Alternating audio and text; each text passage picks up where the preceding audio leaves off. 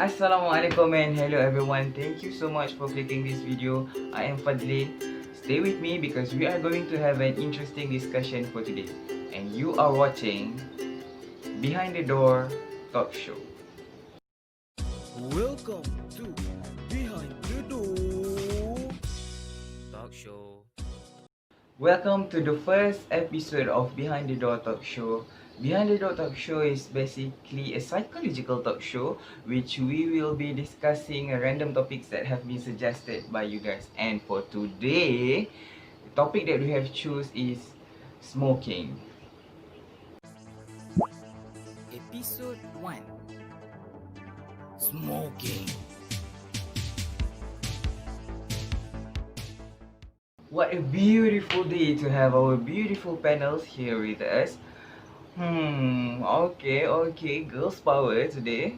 Well, the first panel we have Najihatulmuna. She's a third year psychology student from University Pendidikan Sultan Idris. And so, welcome to the show, Najihatulmuna. Thank you for joining us. How should I call you? Thank you for inviting me. You can call me Una, and it is a pleasure to be here. No problem, Muna. It's great to have you too. And our second panel, we have Syaza Aina, also a third year psychology student from UPSI, University Pendidikan Sultan Idris. So welcome to the show, Syaza. How are you? I'm fine. Great. Thank you for inviting me. How about you? Good. I'm good. Thank you. And our third panel, we have Fatin, Hamizan, also same like Muna and Syaza. She's a third year psychology student from UPSI. Welcome to the show, Fatin. Is it okay if I call you Fatin? How are you, Fatin? I'm good, Fadlin. And yes, you can call me Fatin. It's nice to be here. Alright, thank you, Fatin. Make yourself comfortable. As I mentioned earlier, the topic for today is smoking. It's not a rare topic, it's an always discussed topic. But for today, maybe we will look on the psychology perspective of smoking and maybe more specific on health psychology perspective of smoking. Therefore, stay with us. We will be right back.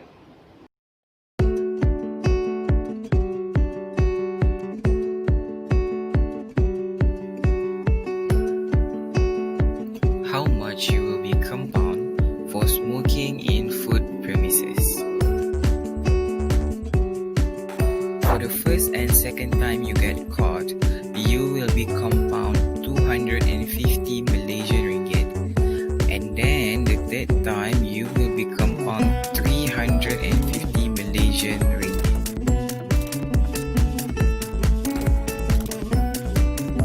How to submit a complaint? Well, here's how. You can submit your complaint through WhatsApp to 010-860-8949 with the name and location of the restaurant, a picture of the smoking action, and the date and time you recorded the action. You can also submit a complaint if you couldn't find the no smoking sign in the restaurant. Now you know the steps. Let's do our part. Welcome back to the show. Thank you for still staying with us. So as I mentioned earlier, our topic for today is smoking, right? So to begin, I would like to give my personal opinion about this issue. So for these recent years, I noticed that many awareness campaigns have been done on smoking. Okay, and people started to remind their family members, their friends who smoke to quit smoking. And due to this impressive awareness level on smoking issue, people sometimes can get intense when they talk about this issue, the issue of smoking. Sometimes to the extent that they use cursing word to reprimand someone who smokes. Compared to when I was 10, when I was 11, which like 12, 13 years ago, people don't really bother to talk about this issue. I remembered having my uncles, my cousins, my relatives smoking publicly, chatting on a kenduri. And people even smoke inside the restaurants. And if there is a person who is very much aware or sensitive to the smoke of the cigarettes, they wouldn't be brave to tell the smokers to smoke a little further away from them. Instead, they are the ones who take a step to move away from the smokers. But I believe the situation is very much different now. For instance, if you smoke in a public place or in a crowded area, well, you better be careful.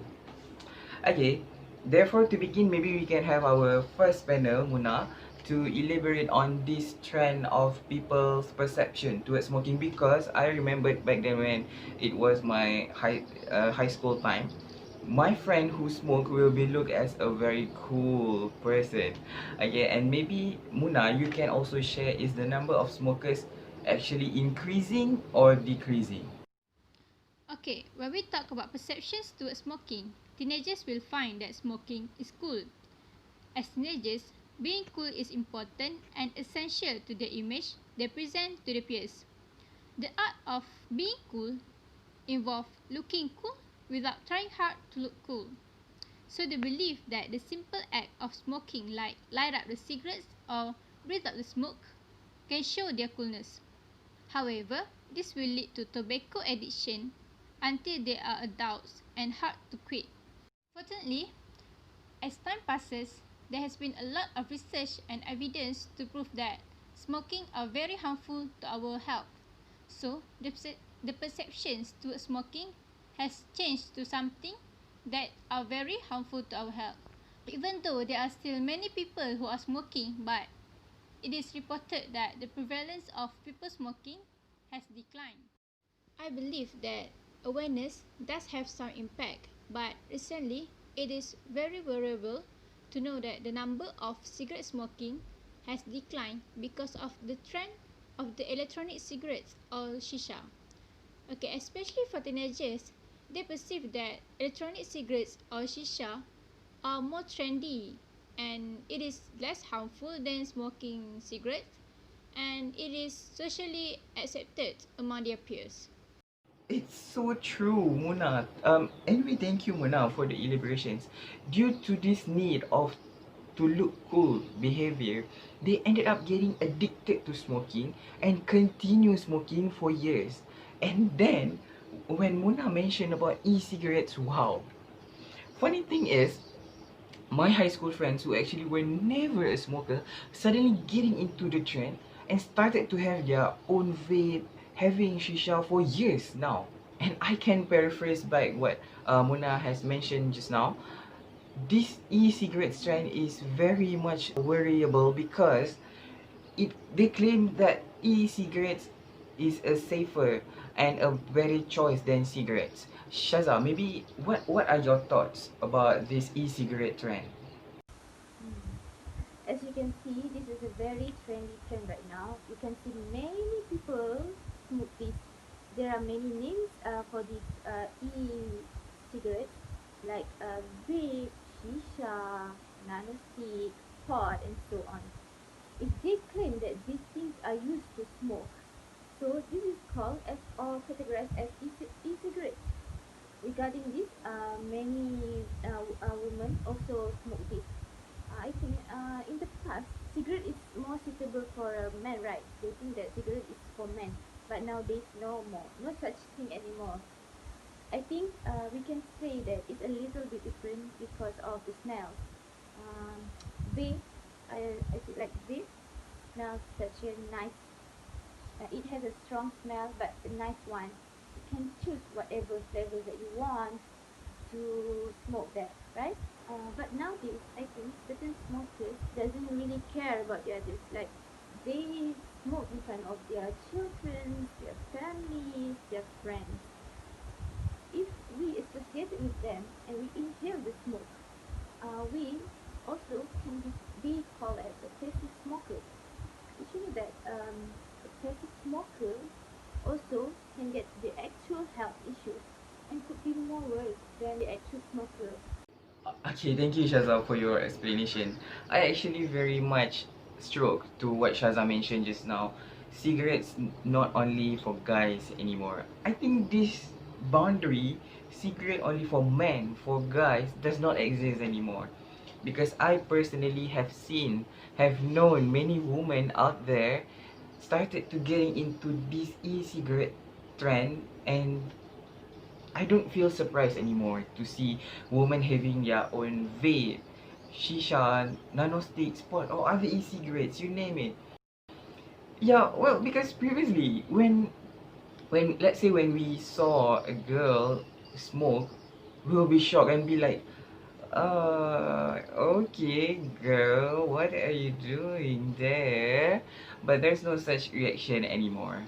And then Syaza mentioned about passive smoker. Okay, about passive smoker, right? Fatin, maybe Fatin can explain. Is it true that passive smoker actually receive more damage, more complications compared to the primary smoker itself? Thank you, Fadlin, for the question. Is passive smoker receive more impact than the smoker? And the answer is yes, it is true. The smoke that burns off the end of a cigarette actually contains more harmful substance than the smoke inhaled by the smoker, as there is no filter that the smoke must pass through. If you are a non-smoker but are exposed to secondhand smoke, your body will still absorb nicotine and other harmful substances. Smoke contains more chemical compounds which are toxic and more known as cancer-causing agents. The longer you are around secondhand smoke, the greater the level of harmful substance in your body. As a result, you might have an increased risk of developing smoking-related disorders, including lung cancer, heart disease, and eye and nasal irritation. Although any person who spends time around those who smoke has an increased chance of developing a smoking-related illness, certain people are extremely susceptible to the harmful effects of secondhand smoke. These include pregnant women and young children. Secondhand smoke harms not only the mother-to-be, but her unborn child as well. Smoke exposure during pregnancy increases the risk for problems such as miscarriage, stillbirth, and ectopic pregnancy. Infants and children who are regularly exposed to secondhand smoke have an increased chance of developing frequent colds and respiratory infections, asthma and chronic cough, or learning and behavioral problems, including inattention and aggression. Wow, okay, thank you Fatin for your explanations. I really hope that there are smokers out there who are currently watching this video right now. What I can recap from Fatin's explanation just now, passive smokers, they inhale, they breathe in the toxic and harmful substances from the smoke of the cigarettes. And because of this here, ladies and gentlemen, passive smokers are getting exposed, are having tendency to get smoke related diseases such as lung cancer and heart disease as well. Is it our job to take a step away from the smokers? Is it the job of the pregnant woman and the baby inside to move away from you?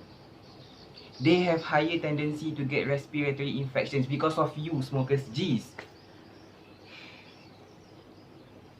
5 minutes later. I can.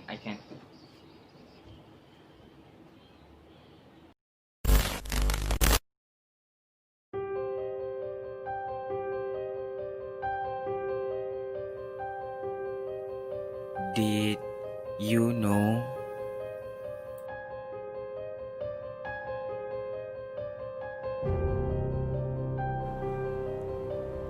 More than 8 million people a year died because of smoking.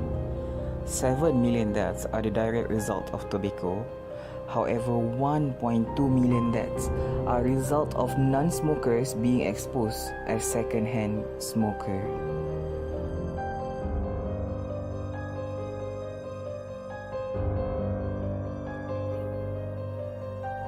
Put it out before it puts you out.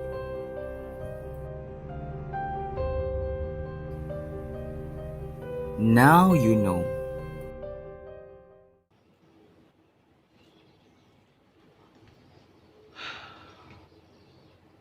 Welcome back.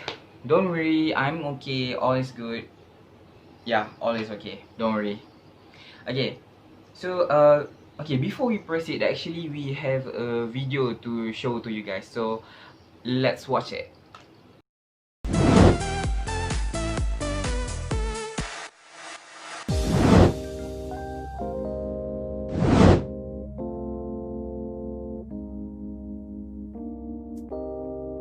Wasim butut.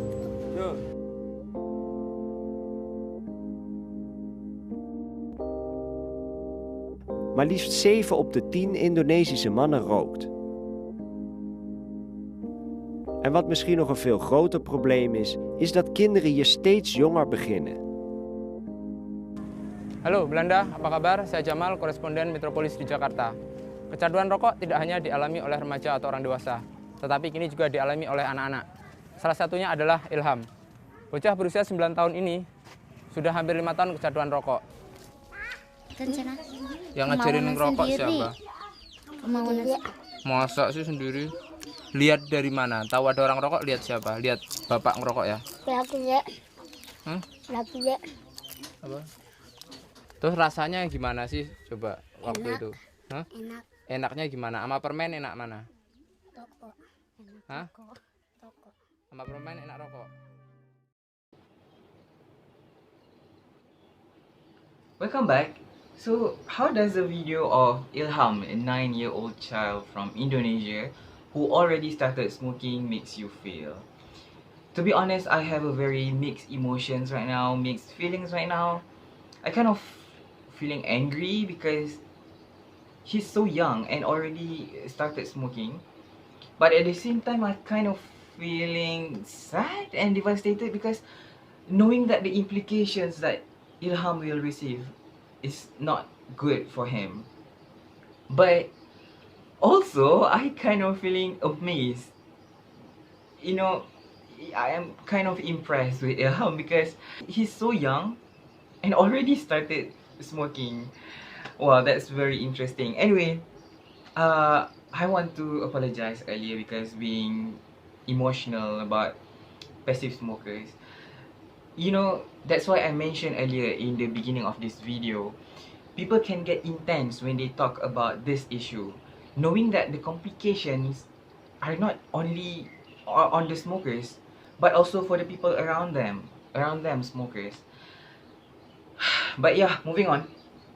So the next question is for Syaza, our second panel. Syaza, maybe you can share with us the psychology of smokers, the psychology of this smoking habit. Because just what Ilham mentioned about his smoking habit, he saw teenagers smoke and that's what driven him to try smoking too. Do these smokers actually really want to look cool, or maybe some claim that they want to relieve stress? And also I want to because I have friends who actually a smoker, but they smoke hiddenly. Hiddenly here means that not many friends or their family members know that he is a smoker. He smoke hiddenly. He is a smoker, but he just don't show his smoking habit to people. And why is that? What is the psychology behind all this? Based on what I can say, what I could say is both, but depends on people. Some people smoke because they want to relieve stress. Like I've read of some of the tweets say that aku stress lah, tak kuat dulu mesti hilang stress. Based on my experience itself, one of my friends drove for so long, and I realized that he become really tired. And we stopped at one of the R&R, and he said to me that he want to refresh himself by smoking. And after that, he feel energized back. I do realize about that, but I think this is not about that cigarette. It is because of the addiction of the cigarette that makes they want to crave for some more if they are tired or stressed or something. When you smoke, you will become addicted because of the ingredient of the cigarette, right? You can see that in the poster, there are ingredients that will make people addicted to it. So if You said some people want to look cool. I think this is applicable to only a high schoolers. They think that smoking makes them look manly or macho. They want people to see them as a stronger one. As I had been an intern in a quit smoking clinic when I was in my diploma, most of them said that they feel quite ashamed if like your friends smoke but they didn't smoke. Okay, okay. Thank you, Syaza. So, what I can recap from Syaza's explanation just now. Yes, for smokers who smoke to relieve your stress, maybe at first it does help in relieving your stress, but then it started to become an addiction. That is very, very dangerous. And for smokers who try to look cool, from what I understand from Shaza's explanation just now, maybe because peer pressure, they don't want to get left behind. They want to be in that group. Therefore, they have to smoke. It's like the image of their self is important to them. So they're willing to get into this smoking habit. Maybe they think that, no, cannot lah. How come I'm the only one who don't smoke? I must smoke also. Well, boy, you need to grow up. Funny, when I remember back, actually I've been in the situation. You know, the pressure is very high. I was surrounded with friends who smoke. My cousins smoke. My uncle smoke. My relatives smoke. My close relatives smoke. So I'm the only one who don't smoke.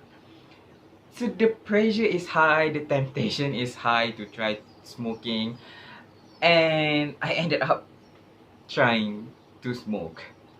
But I just cannot receive that. If I remember very well, I think I was just inhaling like 2 or 3 times, and then I was coughing like 5 minutes just to get rid of the smoke. But it was such a nice experience actually, because after that I got to tell to my other friends who don't smoke that I've tried smoking, and they look at me like I'm the coolest guy ever.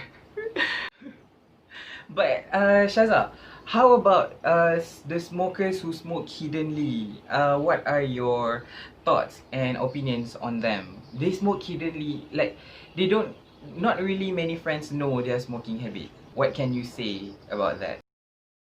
I think because they don't want to expose to other people to show that they are smoking.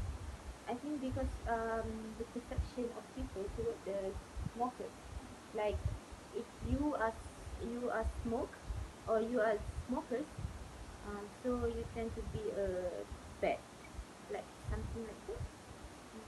Okay, thank you, Shaza. Yeah, I guess maybe you are right. After all, there are smokers who don't want to be looked as a bad person, you know. It's like in our culture, when people smoke, they have a bad behavior, bad tempered, and that's the reason why they smoke hiddenly. All right, I guess here comes the ultimate question, and this one is for Fatin. Fatin, what are some effective methods or treatments that psychologists or maybe health psychologists can offer to smokers? Or maybe treatments offered by psychological center that can help smokers to get rid of this smoking habit. Yes, Fatin, please. The most effective way to quit smoking for those with or without a mental illness is a combination of behavioral interventions and pharmacotherapy such as nicotine replacement or medication. Behavioral modification may involve generic skills in facilitating decision making, goal setting, maintaining motivation, enhancing self-efficacy, and other smoking-specific work. This includes assessment of smoking history and tobacco dependence, identification of triggers to smoke, and education about tobacco use. Client education includes outlining the role of nicotine, how to use nicotine replacement products, the effects of cessation on medications, alcohol and caffeine levels, and skills to manage cravings and other triggers, including strategies to allow cravings to extinguish. Pharmacotherapy includes nicotine replacement therapy products and medicines. If the client is using nicotine replacement therapy, the evidence supports the use of patches, which release a steady low dose of nicotine with an intermittent product such as gum and lozenge for when craving hits. Even though these products can be purchased over the counter, support is often needed to use these products correctly. Patches are cheaper if prescribed by a doctor. Nicotine replacement therapy is most effective when the client also engages in behavioral counseling. Wow, Fatin, that's very packed with information. My hand's kind of hurting, jotting down the points. So what I can summarize from Fatin's explanation just now, there's basically two, that is behavioral intervention or behavioral modification, and then pharmacotherapy. In behavioral modification, psychologists can help you to set your goals, enhance your motivation, your self-efficacy. They can also educate you, help you to extinguish the craving, the addiction, and also they can offer you behavioral counseling. And then about pharmacotherapy, Fatin mentioned about nicotine replacement medication, which of course must be prescribed by medical doctors. And then also, okay, they can give you guidance on nicotine intermittent products such as gums and lozenge when the craving to smoke hit you. Okay, don't go anywhere. We still have few more to discuss. We'll be right back.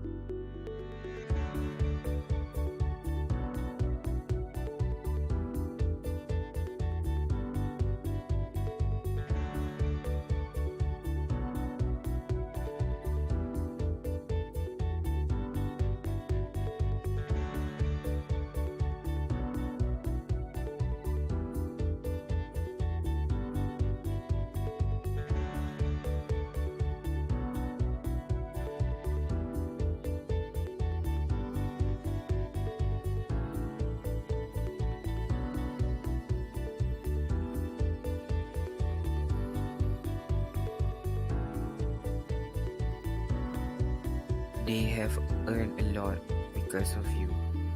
So which one you want to choose? It is for you to decide.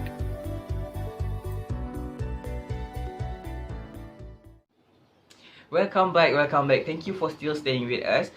We are almost coming to the end of this episode. We still have few more questions to discuss. Okay, for this next segment, we have picked random questions that have been asked by you guys on Twitter. So, question 1, why smoking is so addicting? Okay, maybe Muna, we can have Muna to explain this. Alright, so addiction in a simple word is when our body or mind badly wants or needs something to work right.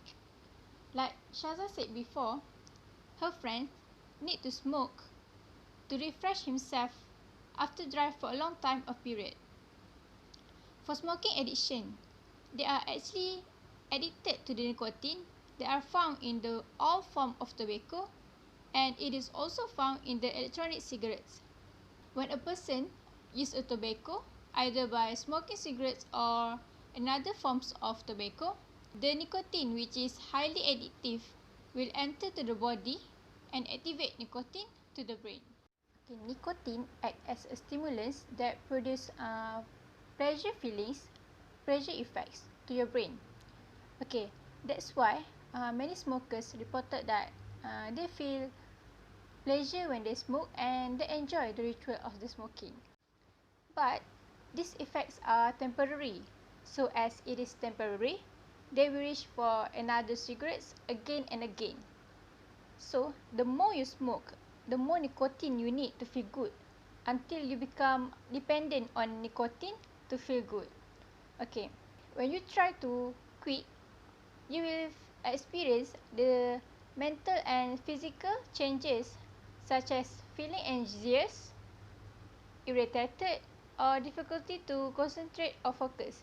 So these symptoms are the nicotine withdrawals that makes smoking hard to quit. Okay, thank you Muna, thank you. So basically what cause smoking is so addicting because of nicotine, which is one of the major ingredient in cigarette that makes you addicted to smoking. Okay, for question 2, what should we do to our friend or family members who smoke and how to encourage them to stop? I think Fatin already mentioned about this just now, but maybe we can have Syaza to add some more points into this. Syaza? Nowadays, there are many ways to quit smoking, right? There are many medications that can help people to stop smoking. But please, I'm begging you, if you want to take a medication, please seek for doctor first. Get a proper medication, okay? Also, like close member or family members want to stop smoking, you can encourage them to go to quit smoking clinic because it is very helpful for them. When I'm helping my doctors in my intern, I saw many of them succeed, but it took a longer time. Okay, never believe to them such as like seriously you want to quit? I think you cannot laugh like something like that because mental support is so important if we want to quit something that is very hard to do. Okay, support them in whatever they want to do to quit smoke. That's all. Okay, we are now down to the very last question, and this question is for Fatin. What effects we can get from smoking physically and especially mentally? Take it away, Fatin.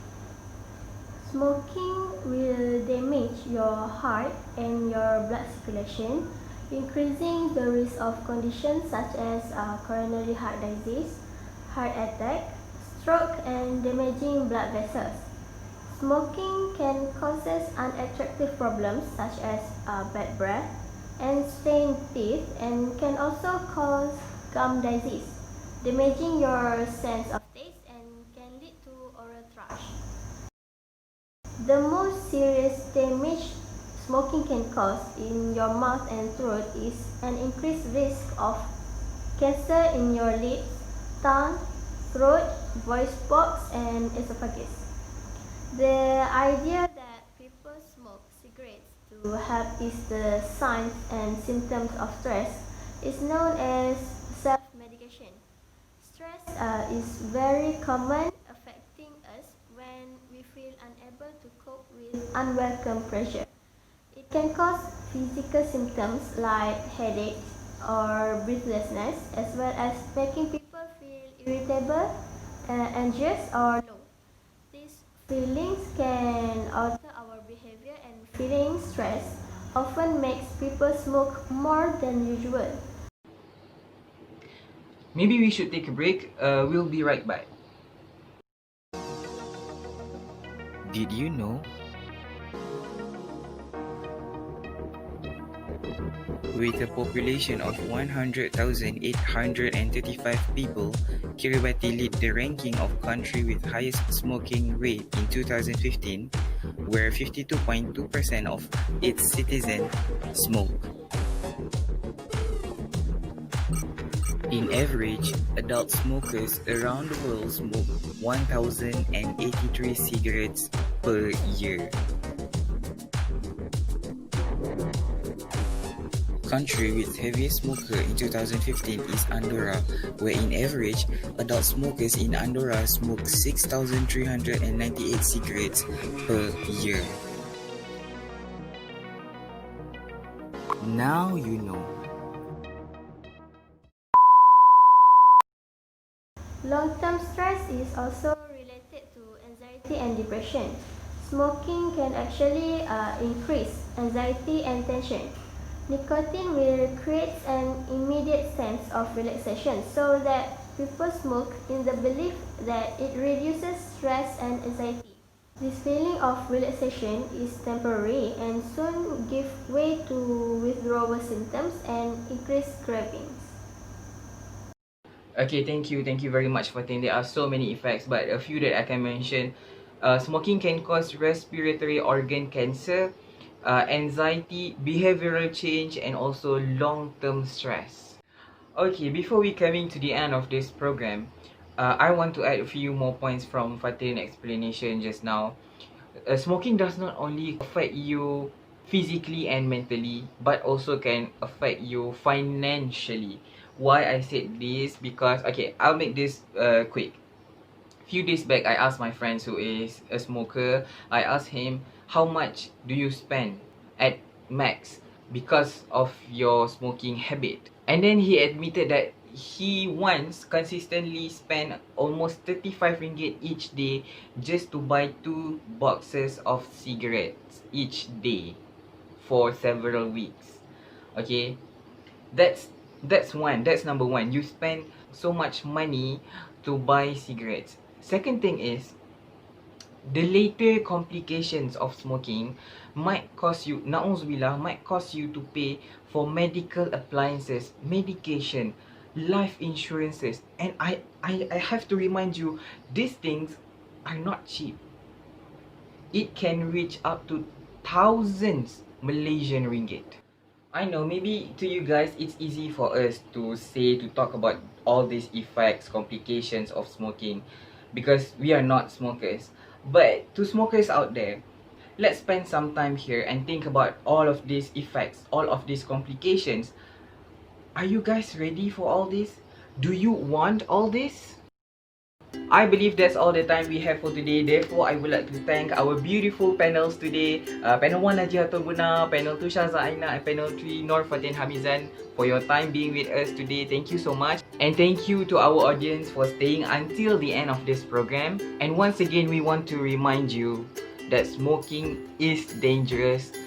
Please, please, please don't ever try smoking. Cigarettes, e-cigarettes, please just don't try any of them.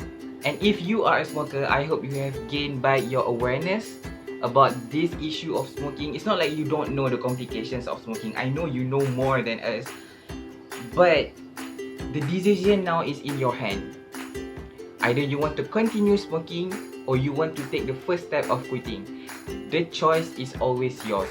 Make your decision now. Therefore, thank you very much for watching. Don't forget to like, share, subscribe, and comment down below what do you guys think about our very first episode of Behind the Door Talk Show.